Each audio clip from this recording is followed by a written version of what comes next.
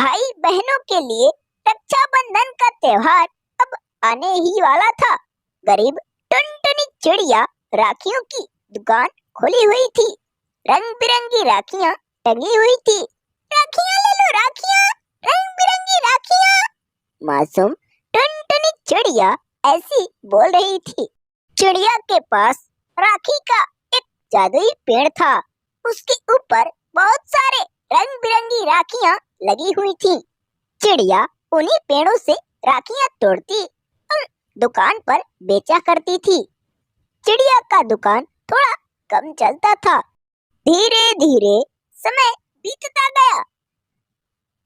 एक दिन जब सुबह हुआ तो टुनटुनी उसी राखी की जादुई पेड़ पर बैठी हुई थी और उन्हीं रंग बिरंगी राखियों को तोड़ रही थी।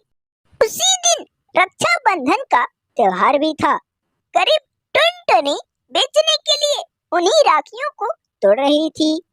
चिड़िया अपने मन में ही सोचती है कि काश आज मेरा भाई होता तो मैं भी उसको राखी बांधती इस रक्षाबंधन पर। टुनटुनी आज के दिन बहुत निराश थी।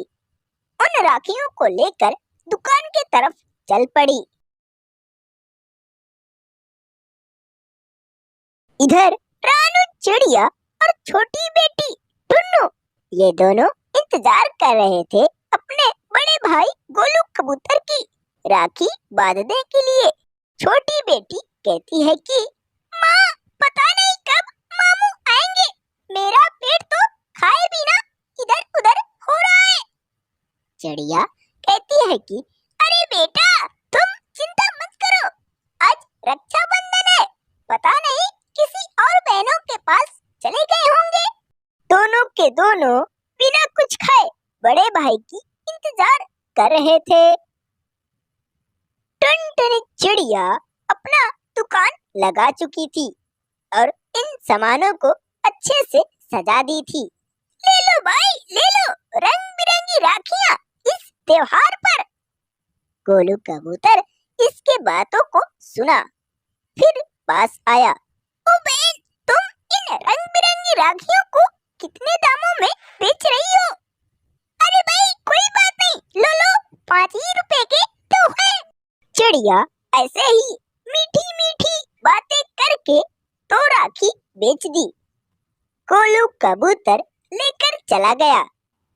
ले लो राखियां ले लो, रंग बिरंगी राखियां ले लो, गुड़ियों वाली राखियां ले लो। चिड़िया आवाजें लगा रही थी। धीरे धीरे गोलू बहुत समय के बाद रानू के घर गया। चिड़िया गोलू से कुछ बातें की। भैया आप कैसे इतने लेट आए, क्या कर रहे थे अभी तक? गोलू कहता है कि अरे बहन मैं क्या करूं, तुम ही एक तो नहीं है ना, जंगल में मेरे काफी सारे बहने हैं, उन्हीं के पास तो गया था। फिर चिड़िया राखी बांधने लगी। इधर शाम यानी कि अंधेरा भी होने लगा।